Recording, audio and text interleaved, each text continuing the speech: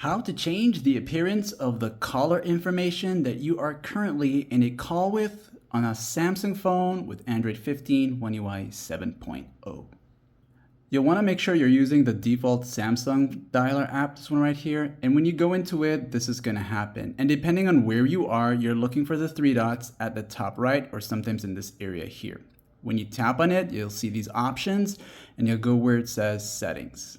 Once in the settings section, you're going to go down and you're looking for caller information, this option here.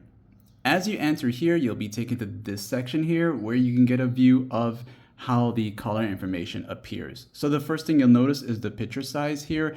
And if you switch it to small, it'll change to this right there. Let me get closer for you so you can see that. And if you switch it back to big, it'll have this here, or large.